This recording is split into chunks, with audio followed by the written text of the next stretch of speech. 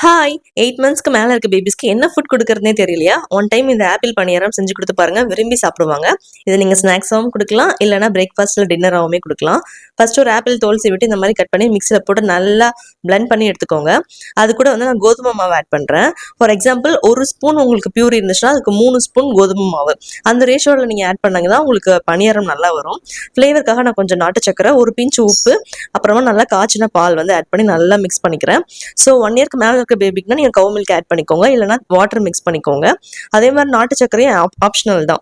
So எல்லாத்தையும் நல்லா blend பண்ணிட்டு பணியாரக்கல்ல நெய் இல்லைன்னா பட்டர் இல்லைன்னா ஆயில் போட்டு இந்த மாதிரி ஊற்றிக்கோங்க. லோ ஃப்ளேமில் வச்சு வேக வைங்க. அப்போதான் நல்லா உள்ளாரையுமே நல்லா வெந்து வரும்.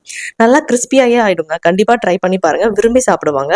ஸோ கதிர்குட்டிக்கு பார்த்தீங்கன்னா நான் அப்படியே எடுத்து கொஞ்சம் கொஞ்சமாக பிச்சு கொடுத்தேன்னா சியூ பண்ணி நல்லா சாப்பிடுவான். ஸோ 8 மந்த் டு 1 இயர் உள்ள இருக்கிற பேபிக்கு நீங்க வாட்டர் போட்டு நீங்க நல்லா அது மாதிரி மிக்ஸ் பண்ணியும் கொடுக்கலாம். உங்களால சியூ பண்ண முடியல அப்படின்னா நம்மளே சாப்பிடலாங்க.